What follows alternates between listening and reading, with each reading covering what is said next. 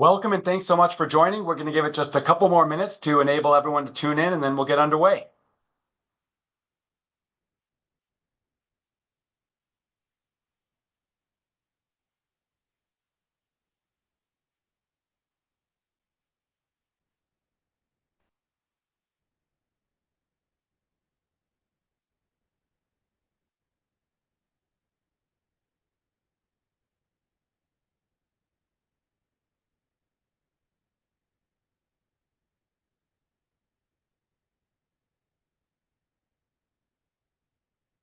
All right, let's get underway.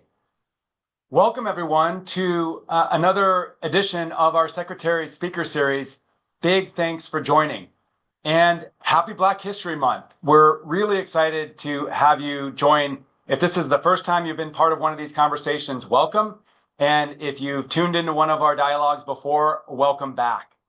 This speaker series is all about lifting up big ideas, key priorities, and shining a light on leaders driving progress, not only across California, but in some cases, the nation and the world.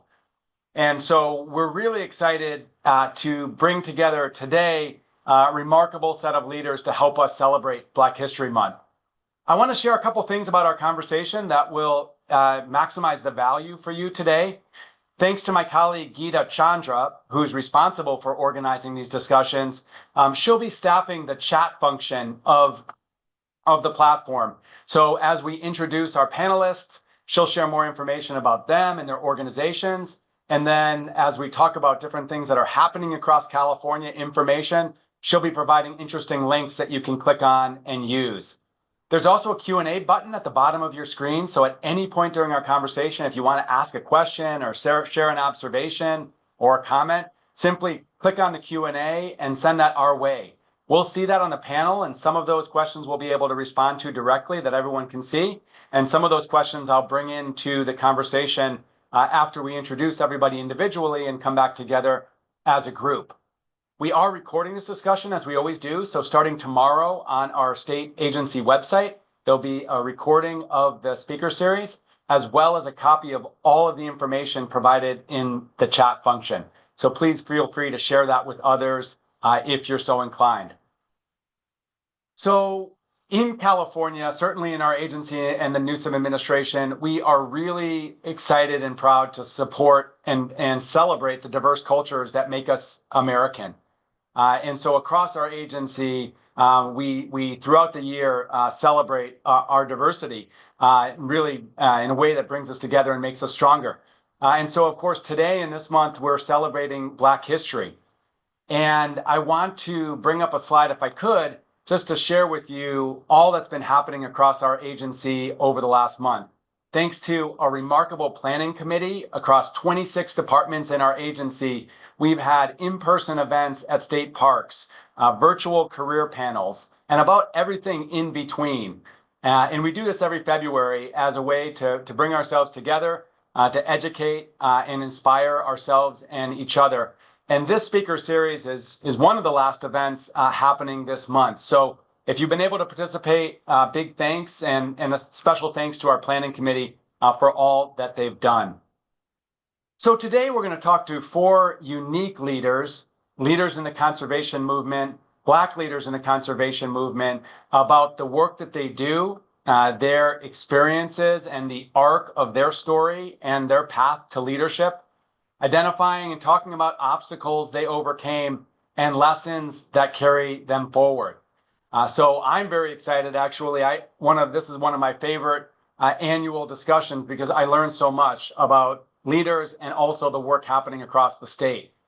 So Geeta has shared with you in the chat our panelists today. And so I won't take a long time in the beginning to introduce each. I'll introduce them each as we move along and talk to each one. So first, we are very proud to have on our speaker series for the first time, Dr. Justin Cummings. Dr. Cummings, or Justin as I know him, is a remarkable public servant. He is the former mayor of Santa Cruz. He is a county supervisor in Santa Cruz County, and he is chair of the state's Coastal Commission, which is a critically important body that's protecting California's coast. Justin, welcome. Hey, thanks for having me and thanks for putting this on. Yeah, and just a huge thank you for all those that know the work of the Coastal Commission. That is a really big commitment to actually serve on the Coastal Commission. So I can't imagine what your days are helping lead Santa Cruz County and then helping lead the commission. So just huge thanks for that public service. Hey, so I want to kick off. You've obviously been a trailblazer in so many ways. I believe you're the first African American leader of the Coastal Commission. You've been a trailblazer as a Black leader at the county and at the city. Interested in how your experiences, your identity has shaped those issues that you've made a priority, including coastal access, environmental justice, and climate resilience. Talk, if you would, a little bit about what brings you here and drives you to do the work that you do. Yeah, so I actually grew up in Chicago on the South Side and was in like a kind of lower middle class family. And so for me, getting access to the outdoors, I was actually part of a camp called Asthma Camp, which was a subsidized program for kids who grew up in cities who had asthma. And that actually got me, access to the outdoors, access to summer camps, and I fell in love. And so decided in college to major in biology. I've spent a lot of time just traveling around the world and being able to engage in a lot of different projects from invasive species management to forest restoration to conservation. And, for me, it really is about, looking at the broader picture of the fact that when we think about conservation, especially the American concept of conservation, it's really, when you think of who's in that space, it's historically been people who are wealthy and predominantly white. And even when we think about the history of conservation and who we look to, it's oftentimes, rich white academics, when the reality is that there's so many people of color who felt connected to nature, but they're oftentimes overlooked. And so for me, even, being at UCSC and my grad program, I was one of a handful of African Americans, but really felt like this is something where I feel connected. And so I actually was able to help run a program where we were trying to increase diversity and conservation through outdoor experiential education and internships.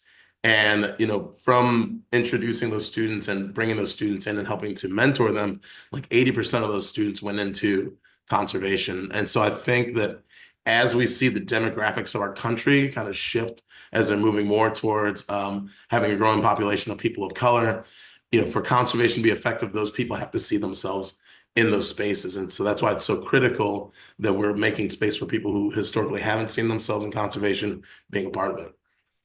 What's your take on how that's going? And I share your observation that the sort of the traditional environmental movement has not been a movement to really, embrace different voices, different backgrounds, and it has been pretty homogenous. I've sensed some progress on that front. What would be your candid take in terms of where we're at in the environmental movement? I personally see a lot of progress, and I see a lot of that being done through whether it's, government grants or philanthropy.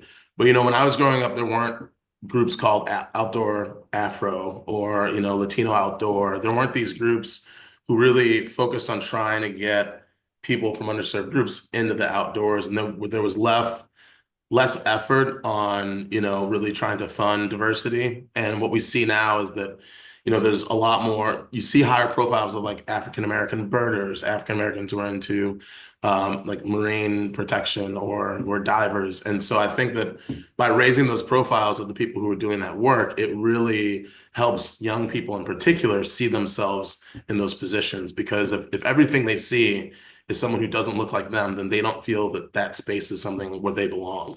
And so I Yeah. think that there's been a lot of progress in funding opportunity, those kinds of opportunities to get those people in those positions and get them in positions of leadership. Yeah, that's really encouraging. And I hope Gita puts in the chat a link to Outdoor Afro and Latino Outdoors, incredible national organizations that are driving this conversation. Justin, you could have gone in so many directions, probably academia, right? And you've gone into public service. Just interested in what that decision was and what's your assessment now that you're in the thick of it? Yeah, I was kind of wrapping up a postdoc and had an opportunity to become the director of the UCSC Doris Duke Conservation Scholarship Program, and I can put a link in the chat later about that program, which was at UCSC. And I'd done my PhD at UC Santa Cruz, and upon moving back, having a PhD, two bachelor's, postdoc experience, and I'm running this like multi-million-dollar nonprofit and not feeling like I could afford to live on my own in Santa Cruz. I just felt like I had to get involved, and so started going to some meetings around affordable housing. Ended up working on a rent control campaign, and although rent control failed when it was at the ballot, I also decided to run for city council. Was the highest vote getter and became one of two African American men elected to the Santa Cruz City Council for the first time. And so then after being mayor in 2020 of Santa Cruz, and I was the first African American man to be mayor of the city of Santa Cruz, I kind of saw the value of being in a policymaking role. So, when you're in academia and research, you're gathering all the information and distilling it to present a story of how, what's happening in the world. But it really comes down to the policymakers to implement, and take that information and make it into policy, which really has the greatest impact on people's lives. And so I decided to run for board of supervisors when I heard the previous supervisor wasn't going to run in 2021. And then in 2023 became the first African American to sit on the county board of supervisors for Santa Cruz. And then ultimately applied to be on the coastal commission and was selected to be the Central Coast rep. And upon getting on there, I really realized that this was kind of one of my dream jobs and dream positions to be in. When you're able to actually be in a position where we can use our education and academic training to really, and our personal experience to help promote policy in one of the most beautiful coastlines in the world, and really trying to balance like environmental protection with development in the face of climate change. Yeah, and then based on your leadership, you've got recruited into this chair position, which is really important to guide the work of the Coastal Commission. Let me ask you, I mean, a lot of the coast, California coast, beloved, obviously, and also a lot of challenges: sea level rise, coastal erosion, challenges of affordability living on the coast. We've had high profile attacks on the Coastal Commission coming from other parts of the country. What's your take on where are the challenges or the opportunities? What would you like to see on our coast? I think there's a couple things. One in particular, I think there's a need for better education. I mean, if we think about the makeup of the state legislature in the past, there was a lot of people who were around when the Coastal Act got passed. And I feel like even as a supervisor, as a former city council member, nobody taught me about what the Coastal Act was and what the Coastal Commission does. And I feel like there's a generation that really needs to be caught up to speed with the history of the Coastal Commission, kind of what we do. And I think another problem is just the misinformation that gets spread so quickly about decisions that are made or what we're doing. And so I think that's, a big challenge is, trying to make sure that people kind of know what's going on, know who to contact, understand the history. And then that we're really trying to preserve the Coastal Commission and the Coastal Act and really start focusing on, what are the issues that are impacting our coast? Like, how can we get more affordable housing in the coastal zone and balance that again with impacts of climate change? Because there have been some bills that are like, let's just build as quickly as possible. Let's build as much in the coastal zone. And I really think that there needs to be a balance because just like our state as a whole and the people who live in it, the coast is very diverse in terms of its geology and how it's being impacted by climate change, water availability, what have you. And so I think that we really need to be mindful about how we're developing our coast and doing it in such a way that it's sustainable and that it's maximizing access and trying to provide as much affordable housing as possible. And I think we can do that together if we all sit down and talk to each other. Yeah, I agree, and that's a really encouraging view on what we need to do moving forward. All right, well, we're going to move on and introduce some of our other participants, but I look forward to looping you back into the group conversation. Thanks so much, Justin. Thank you so much, Wade. I'm next really excited to introduce a friend and colleague here at the Natural Resources Agency, and that is Mark Stanley. Mark serves as the executive officer of the Rivers and Mountains Conservancy based in Los Angeles. You may know that our state government has 10 conservancies, and these are really interesting public entities that act like public entities in terms of providing conservation, expanding outdoor access for all Californians, but have a lot more flexibility than your normal governmental department to get things done. And Mark has been in this role on this very big conservancy across urban Los Angeles around really focused on how do we balance environmental protection and restoration, and then also getting people into the outdoors and providing opportunities. So Mark, I say it privately, but I'll say it publicly. Thanks for the incredible work that you do. And thank you. But wait, you put me on after so much. I'm sitting here thinking, No worries. I don't want to go after him. Let me ask you a question. So, if you would, though, talk about the mission of the Conservancy, because I think it's a really important mission and an interesting one, and like where you do your work and sort of what the approach is. What I was going to say is I was listening to the doctor and his accomplishments, and he's doing work that's so impactful. And I was just joking around about being on after him, but the work that we do here in the Conservancy basically is for the metropolitan area of Los Angeles in those same Gabriel Mountains that so many people visit. We have 18 million people within the Los Angeles area that take advantage of those San Gabriel Mountains that are there that we need to protect, provide opportunities for people to recreate. And a lot of those folks come from very diverse communities that are going up there in the mountains. When we did a survey of the folks that visit the mountains and recreate there on a daily basis, a lot of those come from communities that are in need. They are not necessarily what you would see from historical pictures of people who are visiting that location. Those are people from our metropolitan area who are looking for a way to recreate where it's not going to cost them a lot of money. Let me give you a little bit of background on how I approach my work and how I come to value our natural resources so much. And that image that you see behind me helps me to tell that story because I come from a long history of Americans. We actually have been here. The Stanleys have actually been here since the beginning of America. I remember, hearing stories about my relatives fighting in the Revolutionary War. There's always this joke that goes around it. We have one member of our family that got shot and stuffed grass in his wound and kept fighting. The image that you see behind me is the Stanley Institute. It's named after one of my ancestors, Reverend Ezekiel Stanley. That signpost that you see tells the story of runaway slaves. Caroline and Daniel and their kids were part of the Underground Railroad. So my culture comes from Dorchester County, where Harriet Tubman is from.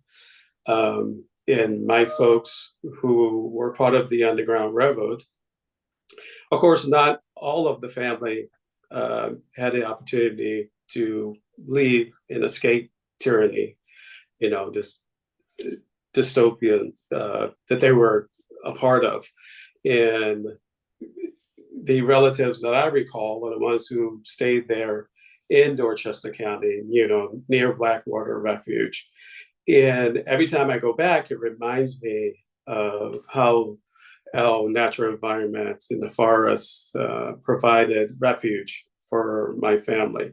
And that's how, I come at this work I do at a slightly different perspective because of that background, realizing that they were traveling in an area that provided them coverage and safety from tyranny and provided food source and provided them protection as they were on their journey. So when I look out over our landscape, I always, have that in mind, what my history is and how can I live up to what they were able to do, and how can I protect these natural resources that gave so much back to my ancestors and my family. Uh, so Yeah. that's how I approach a lot of my work.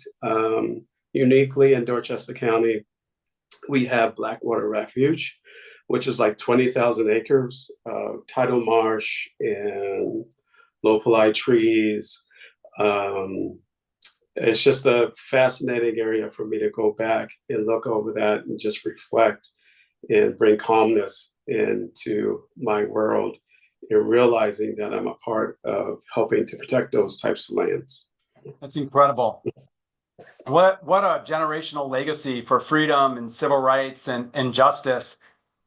So Dr. Cummings, Justin, talked about this change that's happening in the environmental and conservation movement, where more people from more different backgrounds, more race and ethnicities, better gender balance are really coming to the fore in this movement.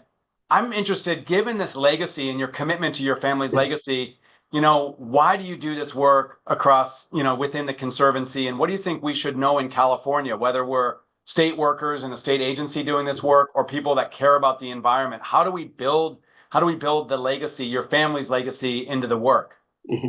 A very interesting question, because my work is in the metropolitan area of Los Angeles. So it's not just the open spaces, but it's actually those urban areas as well. And how do we bring natural resources, protect the habitat in such a built environment, in such a diverse community as well? We have some natural resources that run through our community along the Los Angeles River, along the San Gabriel River. When most people think of the Los Angeles River, they're not even thinking of it in terms of a river and providing habitat for species and an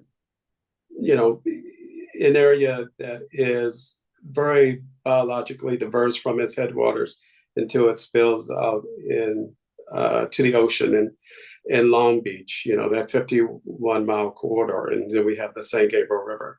So how can we, in this built environment, provide natural resources and open space for folks to enjoy so they don't have to travel 20, 30 miles to get to the San Gabriel River? How can we bring those two resources together so they can have an opportunity to walk out their back door and enjoy our natural resources, or take that trip to more open spaces? That's awesome. Sometimes we think about nature as a place to visit, or what has been known as the wilderness. But we know that nature is, we have a quote downstairs in our agency that nature isn't a place that you visit, nature is our home. And really it's everywhere. So to your point, where do we and how do we build opportunities to help, all Californians be able to get outdoors in and around their own communities? And I love this work you guys are doing across different parts of greater Los Angeles, including along the San Gabriel River, with this emerald necklace of green spaces connected by walking and biking pathways. It's just incredible work that you do, Mark. So big thanks. Correct. Yeah, it goes back to what I was saying. How do you create that connection? How do you create that connection to get people to see that, the natural environment starts as soon as they leave their door? It's actually in your community. We are fortunate enough to help with those types of efforts here in the Los Angeles area. Yeah. Well, I have a few more questions that I want to bring your way, but I want to move on to other participants and we'll get back together in the group session. Thanks so much. Yes. Our next participant or panelist is Carousel Gore, and Carousel is a colleague of ours at the California Energy Commission. And the Energy Commission is a really important state body that's essentially charting California's energy future. And Carousel, you are the Equal Employment Opportunity Officer, the EEO officer at Carousel or at CEC, among so many other things. So if you would just talk a little bit about the work that you do. EEO officers are so important in government, but also not really well known by people outside of government. So break that down for us and really all that you do. It feels like a lot in one day sometimes. First of all, thank you so much, Secretary Crowfoot, for creating this space and allowing me in it. When we talk about EEO, we are talking about employees who are oftentimes having the worst day at work that they've ever had, trying to find a safe place to go to say, this is what happened to me. And most of the time, they're just looking for behavior that is unwelcome to stop. So they can come into work as their whole selves and focus on the important work that they do. And so that's how I look at my role here at the Energy Commission is hopefully I'm creating space so people can come in and focus on the very important work of a clean energy future because I need it. My kids need it. I don't have grandchildren yet. I have grandkittens. My grandkittens and their kittens will need it down the line. And so, but that's the work that we do. And to do so in an unbiased way. And then at the end of the day, to look at what is the right thing to do if something was going wrong to correct it moving forward with the goal of not getting another complaint like that about that individual again, so that we all can learn and grow and move forward and engage in a respectful, welcoming, and inclusive manner. That's so helpful and such a clear breakdown. Talk about, if you would, why you do this work, why you're at the Energy Commission, why you're leaning in and in this agency that's impacting the environment. And then share, you and I, in talking, I've understood that you're actually one of those people who goes above and beyond. So you're wearing a bunch of different hats. So interested in sort of your trajectory to get where you are, and then also what gives you value in your job.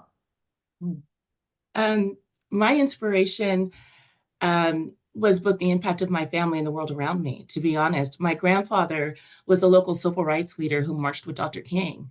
He was also the co-founder and president of the Sacramento Urban League. And I remember him telling me stories when I was growing up about how they planned protests and sit-ins in the civil rights movement. I remember him telling me locally about how he stood up for a group of young Black men that he likened to the now exonerated Central Park Five. And he talked about for that situation, he was told he had to stop talking about it because he and his family were in mortal danger if he continued to speak out on behalf of those young men. My grandfather, when I look at his life, we're talking about a man who served in the Navy during segregation, and he lived to see the first Black president who was elected.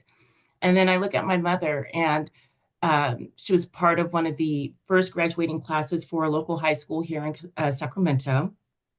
And she really pushed for equal rights for Black students at her school. She staged walkouts and protests, and she started the first Black student union on her campus. So, home-wise, family-wise, I was very fortunate to come from a legacy of what is right, standing up for others, speaking truth to power, even when it's frightening and it feels less than safe, and even when my voice shakes, and for my environment, it was a combination of things. One, it was having my own experience in the workplace years ago. So not at the Energy Commission. I want to be very clear about that, where I was treated poorly by a manager who held a very high position in that organization. And I remember how stressful and frightening it was. I remember how vulnerable I felt, wondering, was anyone going to believe me? And would anyone stand up for me and protect me in this organization that was protecting that manager? And I will say for that situation, my experience, the attempts of retaliation toward me during that time from that individual are to this day, the worst I have ever heard of or experienced in my own EEO career and listening to other people. And that led me directly into working in EEO. But it also ingrained in me a commitment to be unbiased in every case that I look at, and to ensure that our outcomes in every case that I look at, they're not dependent on roles or positions, but that we push to make sure that we are doing the right thing in those situations. It's also been watching the world around me and seeing some of the horrible scenes that we've all watched and have been impacted by in one way or another. And I think about Breonna Taylor and George Floyd and others in whom I can see with great fear the faces of my own sons. And so that's what has shaped me in the work that I do and my commitment to it. But what inspires me about it when we think about civil rights and equal employment opportunity and diversity, equity, and inclusion, are the possibilities that I could possibly make someone's experiences and their life better, whether they know it or not. The truth is, we spend more time with the people we work with than the people that we love.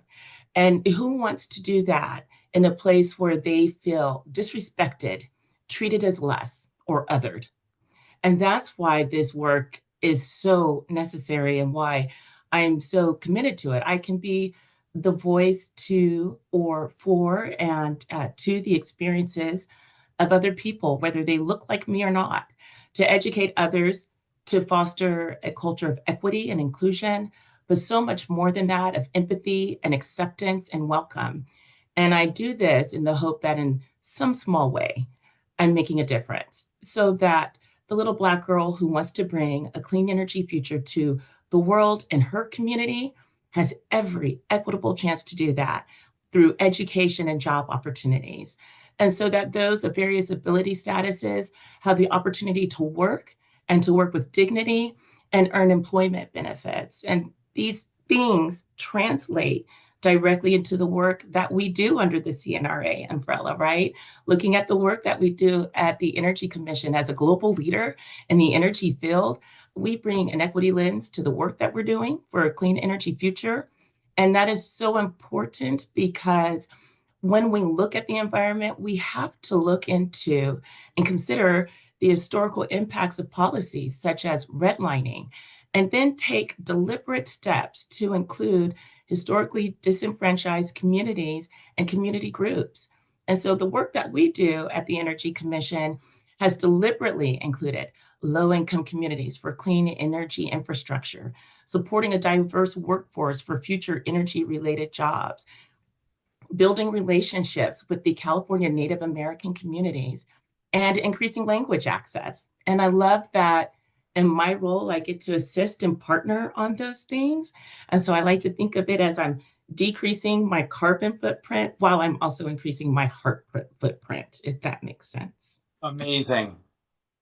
What a remarkable family history of leadership and civil rights. And then I feel so thankful that you're getting a lot of love on the emojis here on the Zooms.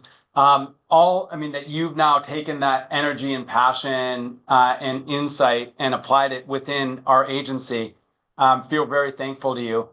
So we're joined by over 200 people here today, and I think everyone's probably by nature has a unique experience, a unique background, but we all probably work somewhere. And so the question I have for you as an expert in the workplace, how can we work to ensure that everybody, all of our coworkers, feel supported and safe and comfortable bringing their authentic selves to work? What are some key things that you'd tell us around how to be a coworker or a colleague that's actually supporting these values we're talking about here today? I think it's really about acceptance and inclusion. I personally don't like the word tolerance when we talk about some of these things historically. In the last few decades, we used to talk about, oh, we're going to tolerate this and tolerate that. I don't want to be tolerated anywhere. I don't want to go somewhere where I'm tolerated, to be frank. I want to go where I'm welcomed and I'm accepted. And I choose to create a space for me of being welcome and accepted by welcoming and accepting others, accepting their differences, accepting their backgrounds, celebrating those things, more than just accepting, but celebrating those things. We may have many differences amongst cultures and backgrounds, whether that is when we want to think about geographical differences, someone growing up in the South versus someone growing up in the Northeast versus someone growing up in a different country, or socioeconomic backgrounds, educational backgrounds. But when we really think about it, we have so much more in common. And if we focus on those things, then it's easy to create space and acceptance for other people. It's okay to accept that your experience wasn't like theirs, right? If you and I went to dinner with the group and you're at one end of the table and I'm at the other end of the table, we compare notes at the end of the night. Maybe your experience was awful, right? Maybe the waiter poured water on you, or maybe you didn't like your dish, but maybe my experience was great. The waiter gave me extra bread and I'm happy. You know what I mean? That doesn't mean that just because we were in the same place at the same time, we didn't have two different experiences. But acceptance is, I can say and acknowledge and validate your experience and say, I get why that may not have been your best dining experience. And you can say, Carousel, I know you love bread, and I get why this was your best dining experience, right? But I Totally. think it really is that simple of just accepting people for who they are and where they are, and knowing that there's space at the table for all of us. There's not limited space. Absolutely. And we build a stronger workplace when we do that. I'll share that we're on a journey within our agency to really utilize the full talent pool of California. And historically, we've had a workforce that really hasn't reached out to all the talented Californians that could join our agency. And so really challenging ourselves to get out of our comfort zones and go to places where there are remarkably talented people that don't have access to these traditional networks. And what's resulted is a more diverse workforce, diverse racially and ethnically, but also by geography, by background, by sexual orientation, more gender balance, more experiences, and more people from different places and different experiences and insights coming together is actually making us stronger. And then you and others have really led the way, ensuring that we have a workplace where everyone is celebrated. I'm with you, not tolerated, but celebrated. We kicked off this past year for the first time an international day across our agency. And this was an employee suggestion around, hey, we've got folks from all over the world, or people that have backgrounds or heritage from all over the world. Let's come together and share that. So downstairs at our headquarters, we had a really fun event, and folks from really all backgrounds, whether it was Germany or Gabon, Algeria or England, where there was food sampling and culture sharing. Very cool.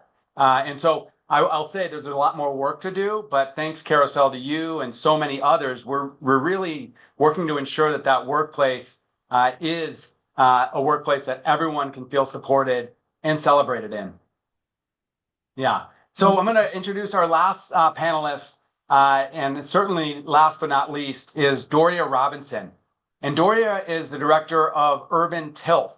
And Doria, you have the distinction of being the one non-governmental person here. And we're so excited because a lot of the progress, I'll say probably most of the progress we make on issues of environment and justice actually happen outside of government and that are community driven. And you are leading an organization in Richmond, California, that is driving on food justice and urban agriculture. So I'm really eager to hear more about Urban Tilth and also your trajectory as a community leader, as a Black leader on these issues. Yeah, thank you. Yeah, thank you so much for inviting me. I feel very overwhelmed and just so inspired by everyone who just spoke before me. And yeah, so how did I come to this work? So I am a third generation Richmond resident. My great grandparents came up to Richmond kind of during the war to, kind of work here from Louisiana.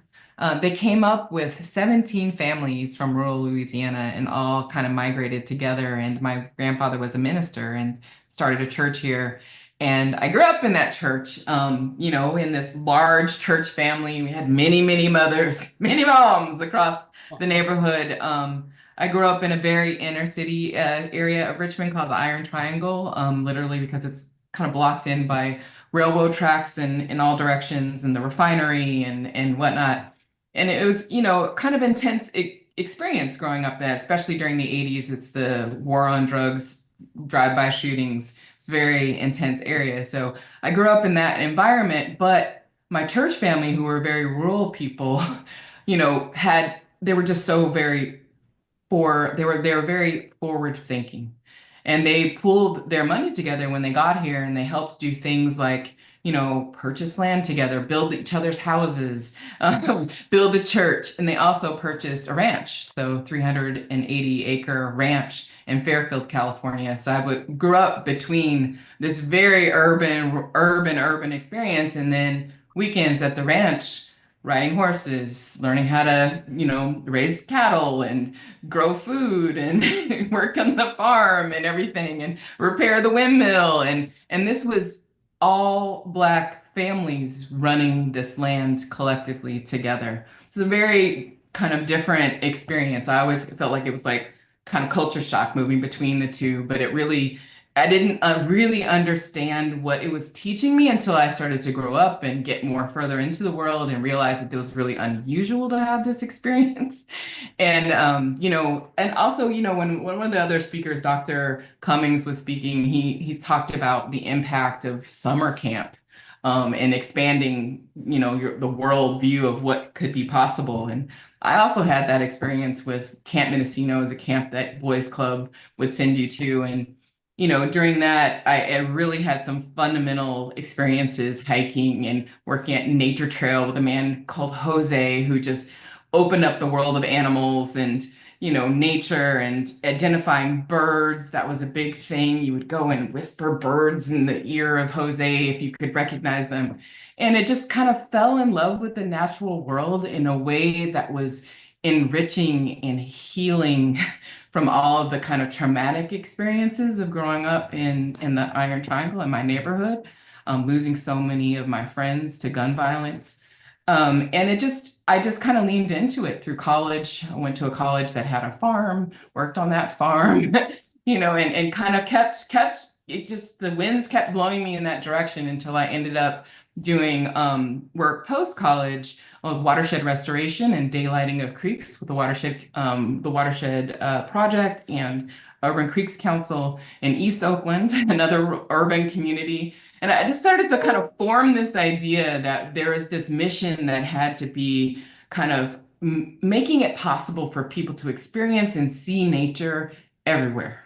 It's under your feet, it's everywhere, and it's powerful and it's healing, and everyone should have access to it, especially people who look like me.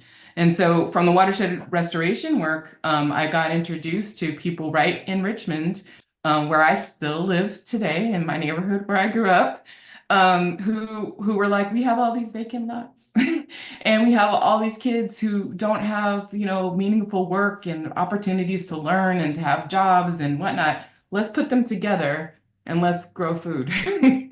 Seems like a crazy idea at the time, and it started at some community gardens along the old rails to trails or old railway line that was kind of taken out of use.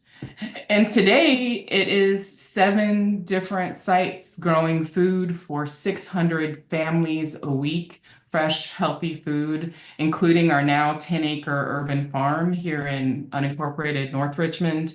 We employ 81 local residents. Most of them are young people, 70% young people from this community, who are not only growing food on our farms and in our gardens and in our schools at school gardens, but they're also learning watershed restoration work. They're working with the county and East Bay Regional Parks District to help preserve restoration projects, restoration sites, help improve and reduce erosion so we don't have downstream flooding. Just really powerful work. And that's the work of Urban Tilth. That's the work of the organization that I'm the executive director of now. And it almost feels like, I get to do that work. It's like it's like a gift that I get to do.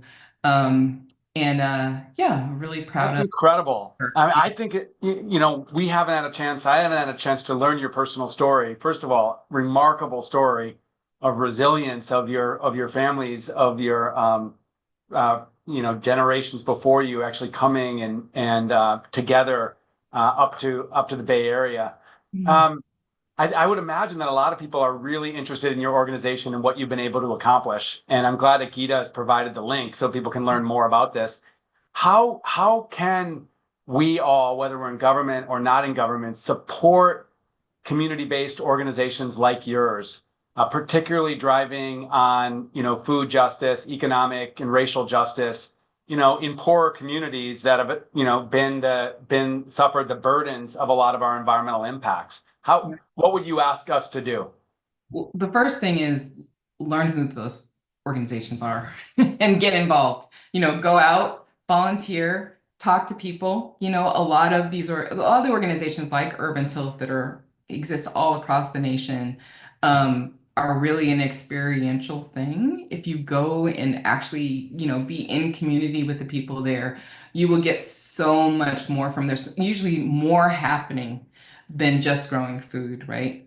We're growing connections, we're growing, people. Like, it's a really inspiring space. Also, always donating, nonprofits. You always need resources to keep these things going, to keep this kind of energy and inspiration going. And then I think that there's a bigger thing too. I think some of the work that we're doing is this reconnecting people to land piece. And before I came to Urban Tilt, before I took on this role 18 years ago, I was doing it through watershed restoration work, which I still love, and it's a part of our organization. But there was something that happened when we connected food to that responsibility to the earth that was revolutionary, and so I think that when you get more involved with where your food is coming from, when you make the connection to all the water that comes from the sky or underground and all the air around you is depositing on the earth, and then you look around and you see what's happening to our air and what's happening to our water, and then you think about how you want to put that food in your mouth and what's on it, the connections just start to become more and more clear. And so I would say that another thing you can do is reconnect to the land, reconnect to your food, reconnect to your farmers, like honestly, and not abstractly, and take on that responsibility, that all these systems are interconnected. There's no wall that separates the air over here from the air over there, and Yeah. we have a collective responsibility to the land. Wow, it's so powerful. Thank you, Doria, for all you're doing and sharing your story. I want to bring back everybody onto the screen and spend the last 15 minutes in conversation. A reminder to those who are joining us, you can ask a question using the Q&A button at the bottom of the screen, and I'll work to bring those into the conversation. My first question is one to younger leaders and younger Black leaders, leaders of color, who may be trailblazers in their own careers that are making moves and joining organizations and working to lead organizations that might not have historically been a place where Black folks were even present or comfortable. What advice would you have to younger leaders that are really that growing their leadership and driving leadership in the environmental space, who are Black or people of color? Justin or Dr. Cummings, I'm going to pick on you because you are so clearly a trailblazer in this part of California. I guess I would say that you are your best advocate. And so you really have to, I think it's really important to advocate for oneself and highlight the work that, you're doing as an individual and try to get into those upper leadership positions. And if there's barriers to that, you have to ask yourself, does that organization really want to invest in like people of color in their leadership positions? Because what we've seen historically is that as people go from kind of interns up the chain, the diversity in terms of the leadership starts to diminish over time. And so I think really creating and fostering a culture around uplifting people of color and the people who've been historically excluded is really important. And then the other thing I would say is just not being afraid to take risks. There's so many times when I remember I applied to work on commercial fishing boats in Alaska as a fisheries observer, but I didn't have any background in fish in terms of biology, but I just went ahead and did it anyway, and I got the job. I ran for office. I didn't know what I was getting myself into. I was the highest vote getter. and I became the mayor, and I had no intention of becoming mayor. So it's like, you know, you never know what's going to happen unless you try. And so that's why I think it's just encouraging just to go for it. And there's nothing wrong with, you know, failing. There's nothing wrong with not getting selected, but you'll never know unless you try. Hmm. Mhm. So true. Mark, Carousel, Doria? I I also try to reach out over this long career. I have been a mentor. I've had the opportunity to mentor kids and talk to them about the type of work that we do.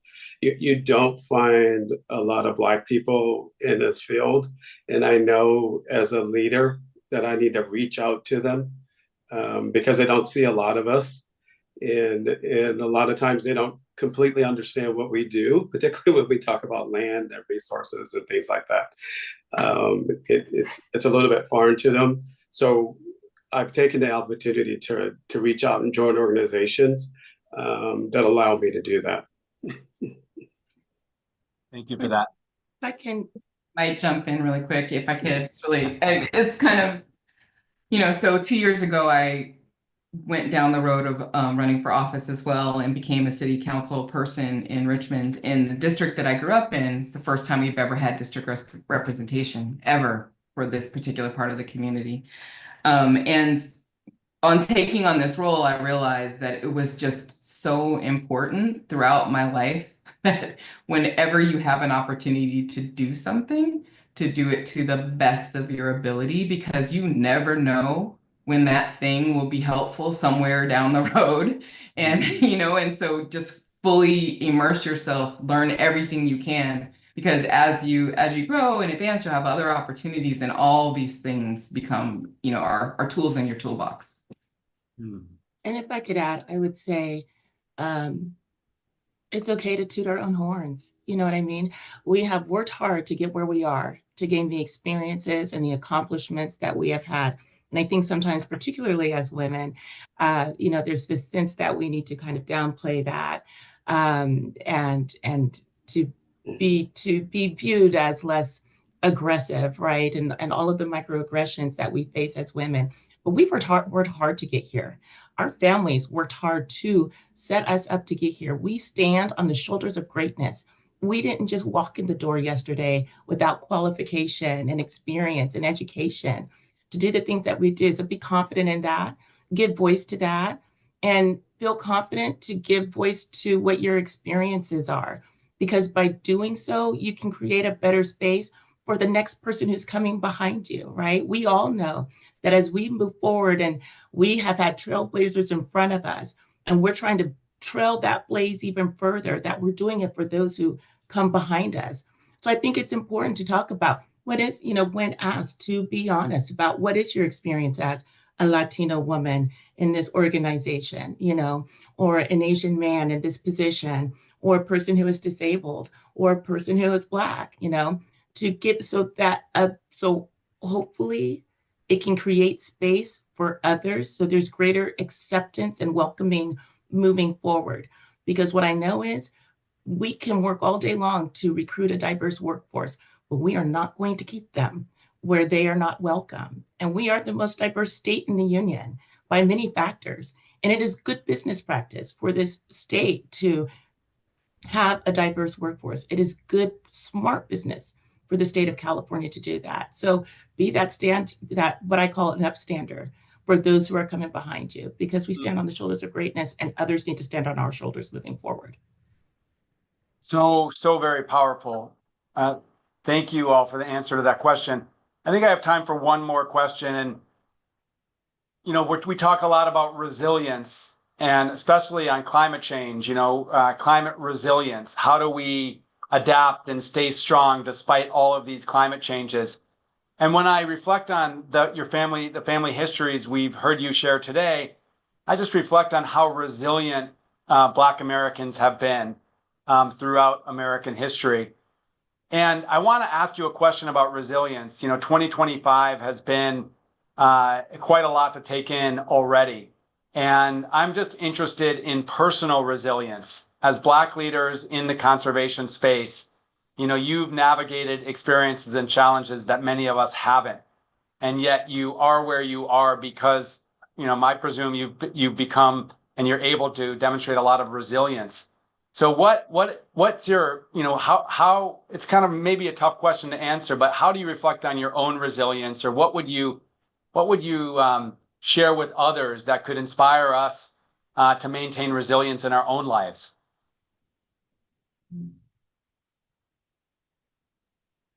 Deep question. I'm going to pick on Mark only because he's my colleague. Well, I alluded to it in when I was talking. My ancestors did some great things, and I try to keep up with that.